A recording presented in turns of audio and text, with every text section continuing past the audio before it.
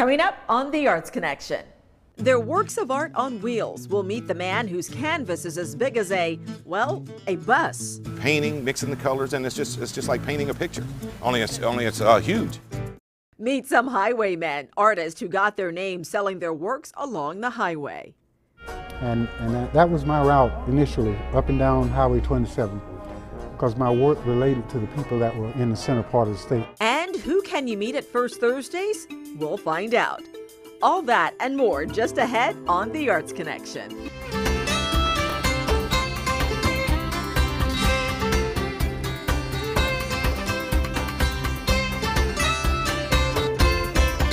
Hello and welcome to The Arts Connection, your program about all things creative here in Central Florida.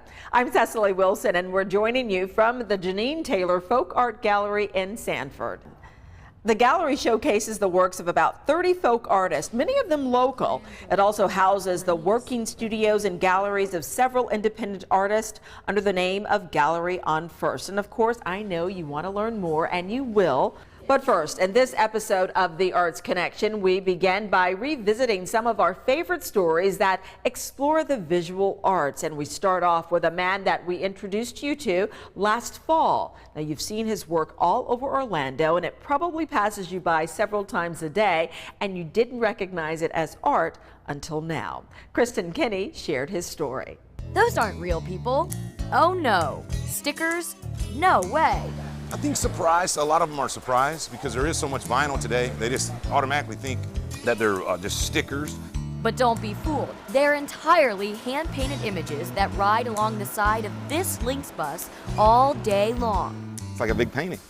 It's all freehand painting, mixing the colors, and it's just like painting a picture. Only it's huge. This is just one of 230 ordinary fleet vehicles that is transformed into art on the move. But who takes the time to paint all these buses? His name is Doug Bloodworth, and he's been the man behind this moving art for over 10 years. But it is really fun doing these things. It's just like a giant canvas. Doug's interest in art developed when he was a child. My dad told me, when I was before I can remember, I was drawing things. His childhood passion for drawing turned into a lifelong career. Armed with an associate's degree in commercial art, he landed a job as a caricaturist at Six Flags and Busch Gardens. Met my wife doing caricatures at a fair in Abilene in '75, I guess, and so we got married and thought I needed something a little more stable than caricatures. So he moved on to something a little larger than a canvas. So I started painting the billboard. A gig in San Diego was next, where he worked alongside America's best billboard painter at the time, Marv Gunderson. Marlboro did a search over the United States for the best billboard painter, and he won a contract to paint the Marlboro boards. Well, I went out one day and just had to go find him and talk to him, and talked him into giving me a job. Using only oil paints and brushes, Marv and Doug hand-painted huge Marlboro billboards that were scattered all across the United States. Painted were so huge, I mean, they were like 30 by 90 foot tall. They were like as big as buildings. In 1987, Doug found his artistic talents making it on the big screen. He hand-painted 3 billboards for Sylvester Stallone's film Over the Top. A couple years later, his career brought him to the Sunshine State. I painted billboards in Pensacola for about 5 years. You might remember some of these: Roger Rabbit, MGM Studios, M&M's, Taco Bell, Hardee's, and even Chip and Dale's. And in 1993, he moved away from billboard art and into moving art, and he's been painting buses like this since. It might look easy, but painting these buses can get a little tricky. So, how does he do it? We get the bus as a piece of art on a flat piece of paper with the colors, and then the body shop here at Lynx will take the bus and sand it and paint it white usually, and then from that point we take that art and with an overhead projector project the art onto the bus, moving it around, dodging the windows and molding, and move it around until I get it to the right size that fits between the wheels. Move the faces around to the best possible place to put them, then sketch the whole thing out with a pencil. That is probably the most important part of the bus, come to think of it, is that sort of like the foundation of a house. And then from that point, we start building it with the colors. We mix up, I'd say on an average, on a bus like this, there's probably 30 different colors at least, that we have to mix up and individually put in these bottles to get all these different tones. And voila! After 6 days of work, it's ready to hit the road. There is a certain quality about a painted bus that it puts it above just sticking a sticker on something. Pretty cool, huh? Well, the next time a painted bus comes by, then you'll know who's behind the art. If you want to learn more about Doug's work, simply check out our website. Now, if you're checking out Florida, palm trees, white sandy beaches, vivid orange sunsets probably come to mind. Well, it was certainly on the minds of a group of self-taught painters from Fort Pierce who captured the essence of Florida's landscape on canvas and later sold it along the highway. Well, we caught up with a group of these self-taught highway artists at a gathering last fall. Nature greets the mind's eye with her royal elegance. Pearl white egrets blissfully poise amid deep wine-colored reflections accented with azure blue. Walk softly in this quiet place and listen to your heart of hearts. Words spoken and pictures painted about a place Robert Butler calls home. Okeechobee, Florida, and hunting and fishing. Butler is part of a special group of self-taught painters known as the Highwaymen. How many in all? I don't know, but they say it was 26. Some say it was 29. But one thing I do know, I'm the only woman. And they brilliantly captured the raw beauty of rivers, marshes, and tropical flora of the Sunshine State during the late 50s. I set out to document every river and stream in the state of Florida, and that's what I did. But it's how and where they did it that coined their name. The word highwayman literally means take your work on the road and sell it. We traveled the highways of Florida and sold our work. Selling their artwork out of the trunk of their cars to anyone who would buy them. It was their way to display their talents and make a living. Or less, $15 for the most part, $15, $20. Paint fast. I painted over 125 to 150 paintings a year. Some of the first paintings I sold was in Sebring, Florida, some Norman Rockwell reproductions. And that was my route initially, up and down Highway 27, because my work related to the people that were in the center part of the state. Their canvas at the time, anything they could find. And so I painted on everything. I tried denim one time, suede, and what I was looking for, I wanted the feedback that those materials gave me. I wanted to see what the painting looked like on those different surfaces. The name Highwaymen was given to the group by a man who acquired many of the paintings in thrift stores or yard sales and recognized them as something special. One man's junk is another's treasure, but one man saw something in it to make a dream come true, and then another one, and I could call it like the California Gold Rush, the Florida Art Rush. This is an original Highwayman painting done by Sam Newton, painted back in the 50s. Now, what's unique about these paintings, they were sold on the side of the road for $10, $15, some even $20 a pop. But now their value has increased tremendously, so much so that they're treasured and oftentimes even protected. My father bought them back in the 50s for $25, I think he said, out of the trunks of their cars, and the paint was still wet. And I was just a little girl, and I grew up with them, and they're just priceless to me. So priceless, she wanted to keep her identity private. This Orlando woman owns 2 original paintings. The Harold Newton painting nearly destroyed by Hurricane Francis, later restored by his brother Sam. It's my family history. It's part of me. This painting is part of me. And whatever has happened to this painting has happened to my family. My family lost the roof during the hurricane and the painting was destroyed, so were their belongings. But now this is restored and my family has survived. Every now and then when I drive back over the coast and I come over the causeway and I'll see a part that's not quite developed, I think of a Highwayman painting. It just it gets real sentimental to me. These are the types of stories told through the eyes of the Highwaymen. In these paintings, you can sit and travel. Your mind can just take you back places. Places and times that are vintage Florida landscape. I know now this is why a lot of people buying and love this Florida, because this is the Florida that they knew when they were young. A Florida that's vanishing. The woods and the Florida outdoors that we have known and know today is going fast. They're pushing the land that I love, they're pushing it up to build houses and malls. Levy Harrison is a Lakeland business owner and a student of Robert Butler. He's happy to be part of what's considered to be the second generation of highwaymen. We just want to capture as much of it as we can on canvas, and maybe for future generations to see what it used to look like. Vivid blue skies, golden orange sunsets, radiant red poinciana trees. The use of rich color became the trademark of the Highwaymen paintings, thanks to the only woman in the bunch. The first time I painted a loud color, the gentlemen laughed at it because they hadn't seen it. But when we went out to sell paint that day, Livingston Roberts and I, they didn't have a car, but I had a car, so I took them for them to, sort of like assist me at a better salesmanship. And lo and behold, mine was the first one sold, a funny color. And Marianne has a strong personality, and if you look at her paintings, they say that. They're bright and bold in some cases, especially her use of red. That's like a "don't tread on me" kind of signature. The same kind of signature that was once characterized as motel art is now celebrated as some of the finest work of American folk artists. Robert Butler continues to paint Florida landscapes, and his work is just as beautiful now as it was then. Well, as I mentioned at the top of the program, we are at the Jeanine Taylor Folk Art Gallery in Sanford, and every nook and cranny is filled with creativity. Joining me now is the owner, Jeanine Taylor. And Jeanine, tell us more about what goes on in all of the art that's here.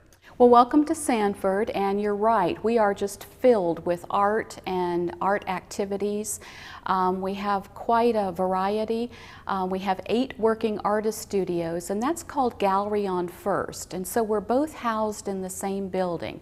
These are local artists that work here in front of the public, so the public can come in, see the art being made, watch it in its progress, and then come back and purchase it. And it's being shared by emerging artists and established artists. Tell us the difference between the two. Well, an emerging artist is an artist that feels like their art is marketable but doesn't quite know how to do that. So this is like an incubator. And an emerging artist can come in, work with established artists like Sherry Dacko, Jody Bobo, and they can nurture them along in the process. Plus, with my gallery experience, I can also help them with the marketing. Now, this is a folk art gallery. Yes. Tell us what folk art is. Folk art is art made by self-taught artists, usually visionary in nature. They used found objects. They used to be quite rural and isolated, but the face of folk art is changing because we have the internet, we have television, and artists are aware, even self-taught folk artists are aware of what the art world is doing. I do understand, which was very surprising to me, that you're not an artist. You've just been collecting for years. Yes. Tell us how. Well, I had a degree in education and went on into sales, technology sales, and was selling educational technology to schools. My territory was in the southern part of Georgia, Alabama, northern Florida. And so when school systems would close up for the day, I would still have a few more hours left. And I just would go exploring and found a wonderful genre of art called contemporary Southern folk art. And you found a place right here in Sanford. They've embraced you and your gallery. Yes, they have. They have. We're quite an anchor. We came in 3 years ago when Sanford had decided that they were going to use the arts to economically redevelop the downtown area. So we're thrilled to be here. And it's working. It is working. All righty. Thank you so much, Jeanine. You're welcome. Now you can find out more about Jeanine Taylor's Folk Art Gallery by logging on to our website. Well, as I mentioned at the beginning of the program, we are revisiting features on the visual arts. Up next, a little gadget that helps us understand artwork better. It's called an audio tour, and we met up with a couple who actually puts these together to see how they do it and how it helps art lovers enjoy what they're seeing more. Ah, a trip to the museum. You're looking at a work of art, the combination of colors, textures, and shapes. You're in communication with yourself and the artist, asking the questions, what am I seeing? What am I feeling? What am I being told? Suddenly, you're transported to another place and time with the help of this handheld audio device. This technology allows the listener to really get more of an immersive experience. So my goal as the post-production person is hopefully get audio put together that really gives the person a sense of being in the moment or being in that painting. The first painting we see from Rubens' Triumph of the Eucharist series was acquired in 1980, long after John Rinling's death. Jody Chase is your audio tour guide. I feel like when I read their scripts, I feel like when people listen to it, they'll identify and understand, you know, what this art is. I bring it alive. I entice people to want to know more. The only specific reference in this painting is the pelican who sits on... Let me get a good sound check on you. It's the job of Mike Lutz and Stacia Boyd, owners of Q Media, to enhance the art experience for each museum visitor, like here at the Manello Museum. I think my challenge is to try to get it away from something which is just factual or something which is very dry, to try to bring about a sense of engagement for the listener, to pull in the elements of sound effects and music. That's my art, to be able to bring about a sonic environment that is compelling for the listener. And just like a great book, they create characters, settings, and events that give listeners a personal connection with the artist, allowing them to experience the theater of the mind. You write your script and you choose your sound effects and you select your music, all with the idea of, is this going to get us closer to that inspiring goal? That goal being, what feeling should the visitor walk away with? Do we want them to be inspired? Do we want them to be awed? Once the tour is put together and you see people take the tour, you're able to ask them, how do you feel? If they come out saying inspired, this was amazing, this was incredible, then you know you've succeeded. If they walk away saying, man, this is a cool little device, this player was great, then you failed. For example, their work of the Coit Tower in San Francisco. The city is seen as active and exciting and just a bit dangerous. We see in the background an automobile accident complete with injuries and the paparazzi of the day snapping pictures of the event. Look closely at the man in the foreground wearing the gray coat. He's having his pocket picked by one man while being held up at gunpoint by another. When they are able to walk away and they can remember that information within that story, it's incredibly successful because you've connected with their heart. We don't remember things we don't care about. For Mike and Stacia, bringing the art alive is not only their mission, Go ahead, take it from the top. it's their passion. I wanted to affect people's lives more.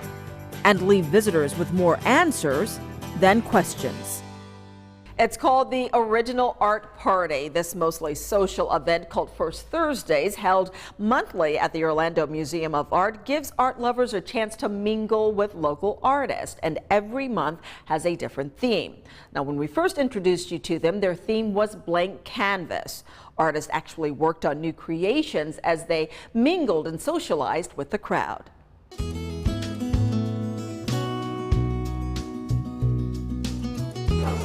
I would consider First Thursdays to be a social event and an art exhibit. When you walk in the door, it's not what you expect. You will see local artists. For example, this evening, we have a number of local artists that are actually going to start and finish their work in the 3 hours from our event. I'm an acrylic painter, and I'm a suburban primitive artist. I'll be painting on vinyl magnet, little pieces of art. I'll be painting Gator Man, because that's all I paint on the vinyl magnet pieces. I think I'm a sculptor that paints. I'm a torch man. I like to cut with a torch if I can. It's what I enjoy the most, is cutting molten metal. Bronze. I do bronze, I do silver, and I've worked with gold. I'll do this until I die.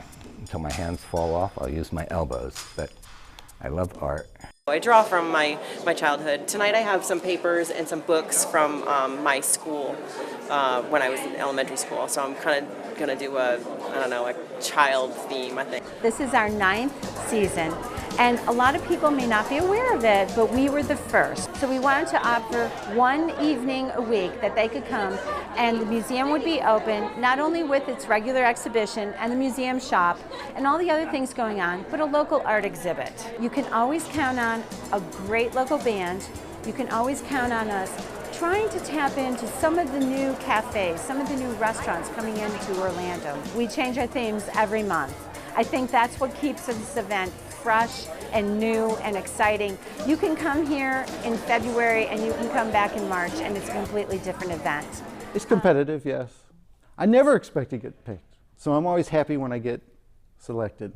Anyone is eligible. If you love art, make art, any medium. And I think actually the artists feel a very large sense of prestige when they actually show here. It's just great to be a part of it and to be in this room with a lot of other local artists, let the public sort of see what we do. This is our museum, and we should be inspired by what we see out there and bring those types of exhibitions and those types of local artists exhibitions here to our museum. First Thursdays is in its 9th season, and get this, it draws 500 to 600 art fans at each monthly event. Now that's pretty impressive. Now the next event is just around the corner and you don't want to miss it. So go ahead and check out our website at wmfe.org/arts for more information. Of course, we know art is found in so many different places throughout Central Florida, not just art museums. In fact, we found some very stunning artwork that's a little bit on the wild side, literally. It's found in a permanent gallery in the urban jungle of downtown Orlando. Take a look. Let's take a journey through the Serengeti, where animals majestic and rare roam. Italian artist Stefano Giacchini is our tour guide. His unique love affair with wildlife is on permanent display at the Grand Bohemian Hotel Gallery in downtown Orlando.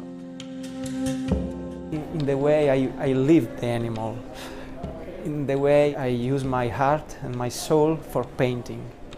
And this is the difference, I think, between using only techniques and using the heart when you paint.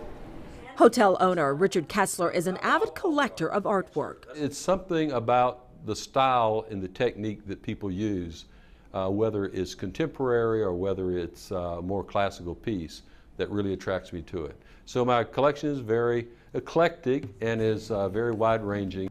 I've never seen wildlife art painted like this, and I've collected wildlife art for 15, 20 years. And his work is so unbelievably precise. Most people look at it at a distance and think it's a photograph.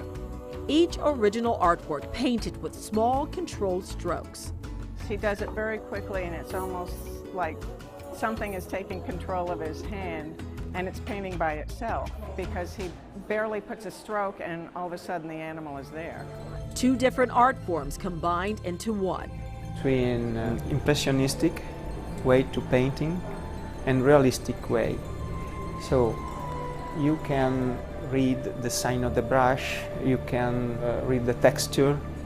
You can paint in very realistic way animal, but if you are not able to give the life in his eyes, is only a technique. Is more important feel the soul of the animal and capture the life through his eyes. His paintings engaging, his colors vivid, the animals captivating. You can almost feel the animal's fur when you look at them. They just look so real. Collectors are drawn to the beauty and power of these regal creatures. I think the artwork is just amazing, but because it's how you feel when you look at them, and I mean, they each exhibit a different emotion in you. This one I want to hug and kiss, and that one I want to step back from. It's because that line is really strong and fearful looking, and it's just how you feel about the art, not necessarily the way it looks. Others say it's Giacchini's commitment to detail and precise accuracy that sets him apart from other wildlife artists. His lighting is without a doubt, for me, the most attractive part of his work. I've never seen anybody that could use light the way Stefano uses it. My passion, my interest is in studying light, because I believe light on the subject gives more passion, emotions, and is powerful in the painting. Jeanine has been painting wildlife for 40 years. He began when he was just a small boy. Animals and cars, and I don't know why, but I love them. He says the art that comes from within is a special gift.